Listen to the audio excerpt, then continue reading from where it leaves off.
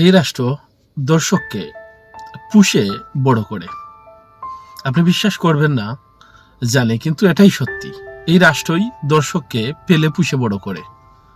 এই রামিসারা নতুন নয়।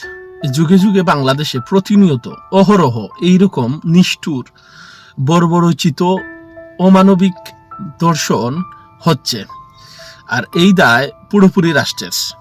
আজ পর্যন্ত দেখলাম না একটা দর্শককে কোনো দৃষ্টান্তমূলক শাস্তি দেওয়া।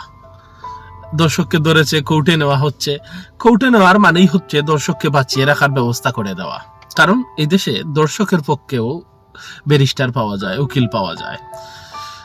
একটা দর্শককে যদি বিভিন্ন বড় রাস্তার মোড়ে, যেমন ধরেন বাইতুল মুকাররম কিংবা জেলার যে কোনো মেইন পয়েন্টে লাইভ টেলিকাস্টের মাধ্যমে গলা কর্তন করে মেরে ফেলা হতো, কিংবা সরাসরি ক্রস ফায়ার করা হতো, কিংবা এর থেকে বড় নৃশংসভাবে ওর মৃত্যুদণ্ড কার্যকর করা হতো, তাহলে নতুন যারা এইরকম পাষণ্ডতা হৃদয়ের মধ্যে পুষে বড় হচ্ছেন, তারা দেখে কিছুটা হলেও বরকে যেত।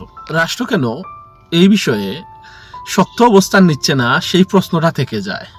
যদি রাষ্ট্র শক্ত অবস্থানে না যায়, তাহলে বিগত দিন যেভাবে কত রামিসারা দর্শিত হয়েছে, অদূর ভবিষ্যতেও এর থেকে বেশি রামিসারা লাঞ্ছিত হবে।